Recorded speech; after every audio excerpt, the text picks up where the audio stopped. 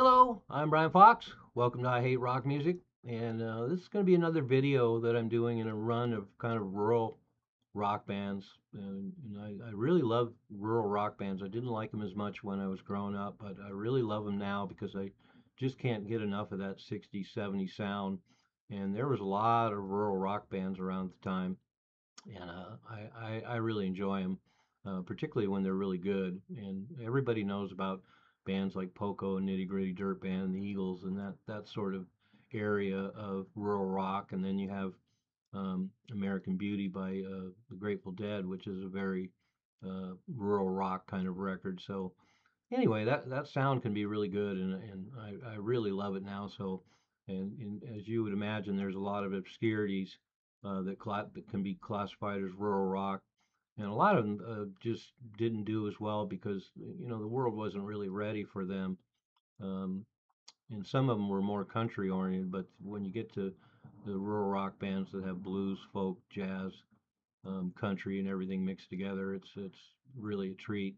And so anyway, let's get into this band. The band's called Shiloh, and they had one album on Amos Records in 1970, and Kenny Rogers produced it in L.A. So there's one thing right off the bat that is quite notable. But of course, the most notable thing is Don Henley is the drummer and vocalist in the band, of course, from the Eagles. And then we have Richard Bowden on guitar, who ended up playing with the Linda Ronstadt band, and his brother Michael Bowden on bass, who also ended up in the Ronstadt band, and then Al Perkins on steel guitar, who ended up in the later version of the Flying Burrito Brothers, and then Jerry Surratt, keyboard player, who unfortunately died right after this album was done, and then they brought in Jim Norman on keys, and so interesting lineup, and of course having a full-time steel guitar player like Poco does is a nice treat.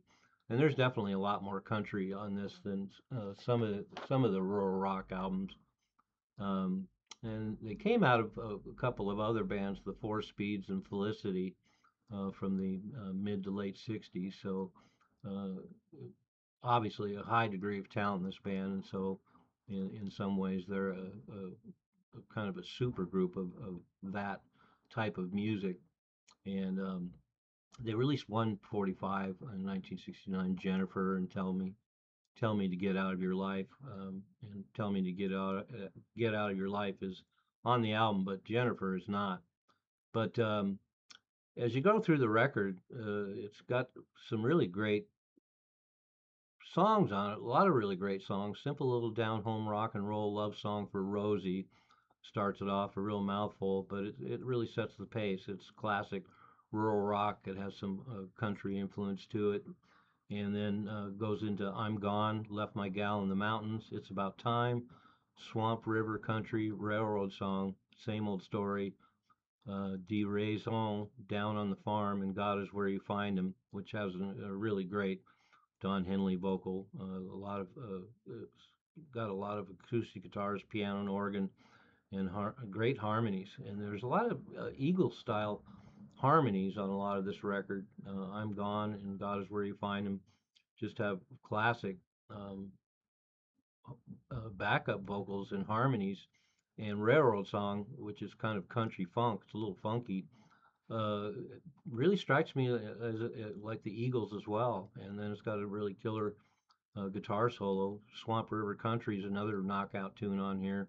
I would classify it as kind of funky country funk, and the guitar work is excellent. Both guitars are doubled up, and everything has a really great groove. Left My Gal in the Mountains has some great a cappella harmony parts, so you really get to hear what they're made of.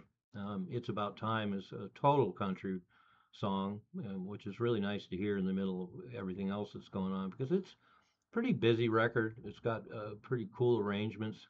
Obviously, the band is top notch, but there's definitely a lot going on it. It doesn't have a thin sound at all, and there's some great guitar work all over the record.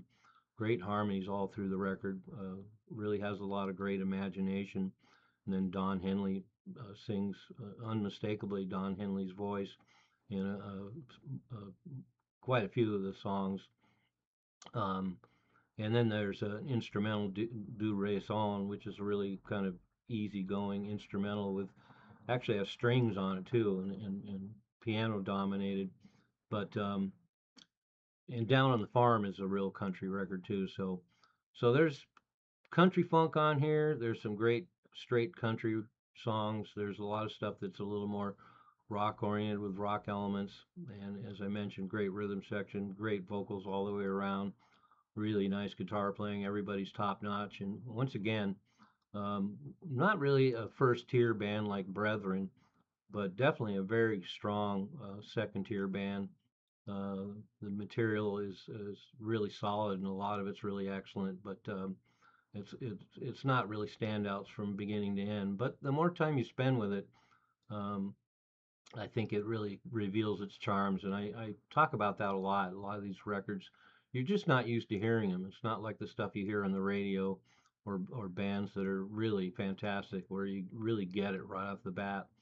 Some of these records, you know, if you haven't heard them and you've never heard them on the radio, they take a little more time to unfold. And you know, if you listen to them enough over the years, they become a favorite. And that's kind of what's happened with me. Really love the Brethren albums, and I've really grown to love this Shiloh LP too. So for you Eagles fans out there, this is definitely something worth having. For fans of rural rock, this is definitely something worth having. And then Eagles fans, particularly those who don't know that Don Henley was in this band, this will be a nice addition to your perception of the Eagles, knowing that Don Henley was busy before having such massive success. So there you have it, Shiloh, another really cool rural rock band. Well worth your time. As always, the link is below. Check them out and you can decide for yourself. I'm Brian Fox. Thanks for watching.